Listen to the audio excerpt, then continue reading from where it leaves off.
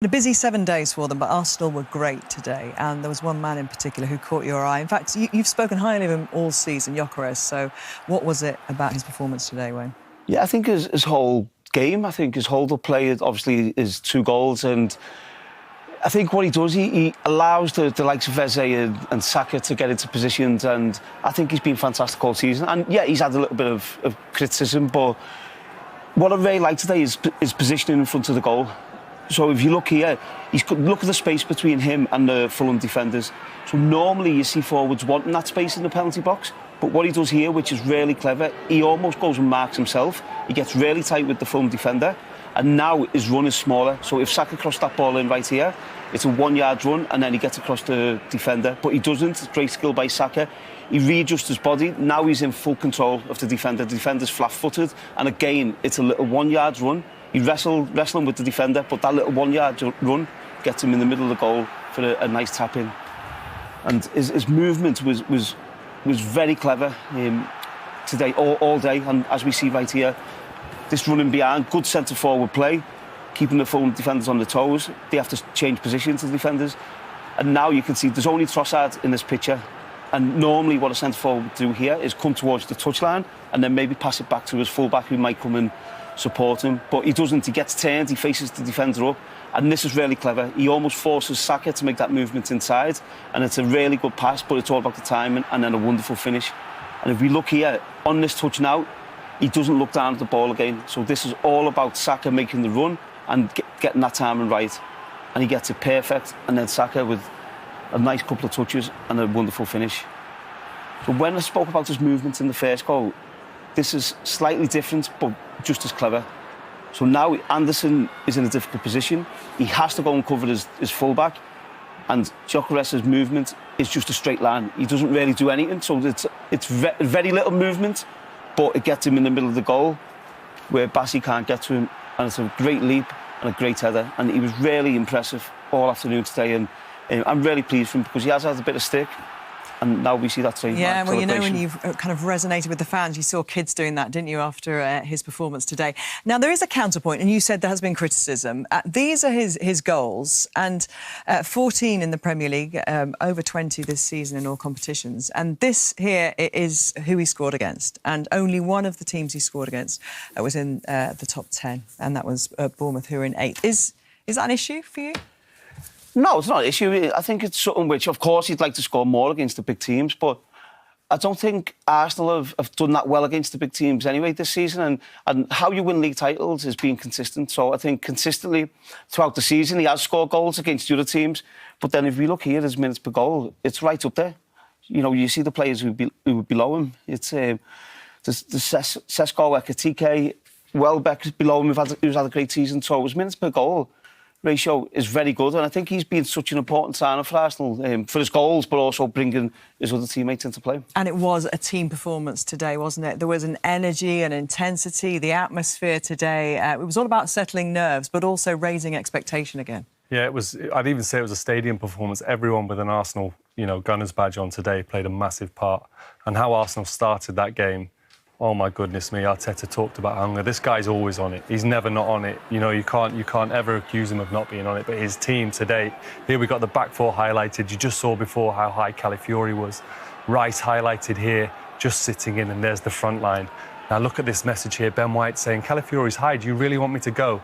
Mikel saying, go, go, go, go. Now as we see the play open up, Eze in a really congested Fulham defensive half. Waz has had to tell me this because I don't know it, but apparently finding space in that is very difficult. And doing it sometimes is by standing still, by having the bottle to stand there and say, this is a really good position. Now Arsenal break through the lines, get it into Eze. Look, ideally a better touch. But we're going to highlight here Arsenal's intent. Straight away, doesn't matter. Sometimes it happens, you lose the ball. Can you turn it over? Can you attack again? Now here they have another situation, doesn't quite work out, recycled yet again. Trossard was excellent all afternoon, eventually gets his shot off, gets the stadium on their feet. Now this is Arsenal defensively. Look at that, that is so aggressive, that's daring Fulham. Go on, pass through the lines. Lewis Skelly, sharp, bang, turns it over. Arsenal are doing exactly what they want to do. Red arrows flying at Fulham, creating yet another opportunity.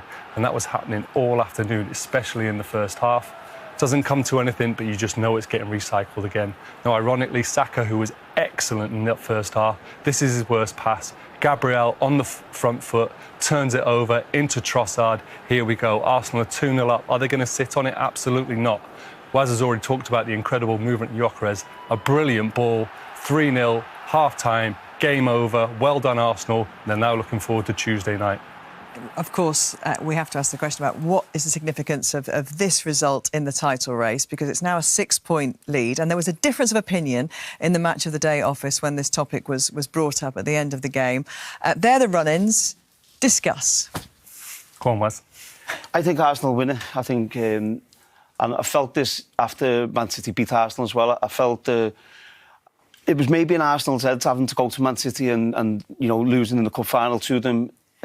But I think still being there on level on point after that City defeat, I think the fixtures were more favourable for Arsenal. I think they'll win every game, and I can see City slipping up in one or two games. But there was a worry that there was a nervousness creeping into their performances, and that, I think, was the difference today, wasn't it? That you acknowledged that today was a really confident performance. But Definitely. for you, does that not swing it slightly in their favour?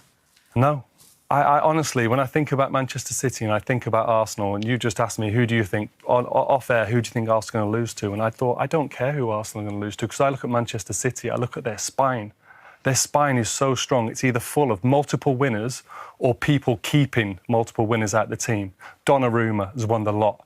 You look at Kushinov and Gahey, all right, they've not won everything, but they're keeping out Ruben Diaz, Aki, Stones. They've won the lot. So you think it's the muscle memory of winning that is the difference? I'm talking Rodri, I'm talking Bernardo Silva, I'm talking Erling Haaland. That is my spine that I want to be a part of in a title running. And not only that, don't forget who's behind it all. Another multiple winner, Pep Guardiola. So you don't think they're going to drop any points? I don't think they will. I think they'll do whatever needs to be done. Whether they drop any points, I don't know. I'm not Mystic Meg, but when I look at those two teams and who I think are going to charge over the line, I think Manchester City. You think they will drop points? How many points will Arsenal win by then? I can see Arsenal being actually quite comfortable. I think maybe 3-5 points. Why do you think City are going to drop points then? I just do. I just think listen, Arsenal's been fantastic. They've been top of the league most of the season, but I just think Arsenal have got a way of playing which doesn't catch everyone's eye, but I just think City, with the games they've got, and they've got midweek games coming in, it's congested. They've got a great squad as well for that game. But the team play incredibly well today, collectively, individually, dominated, show the hunger that we discussed before the game, and we engage our supporters. The moment the energy lifts in the stadium, we make it really difficult for the opponent. We know there's pressure. We all talk about it. We make it worse by talking about it. But do you talk about it as players, or is it just you're just doing your job? No, we see pressure as a privilege.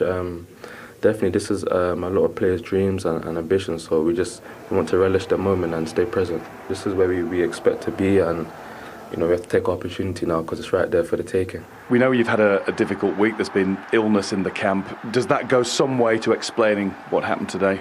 This is the easiest excuse. We start with 11. As a whole, we should have done much better. And if you don't do the basic things well, we are not going to be ready to compete. In our box, you have to be much stronger than we defended, and we were not at the level this afternoon. I know you said about your players after Wednesday, they need to eat, they need to sleep. Where has this sort of hunger come from today to get them really revved up at just the right time?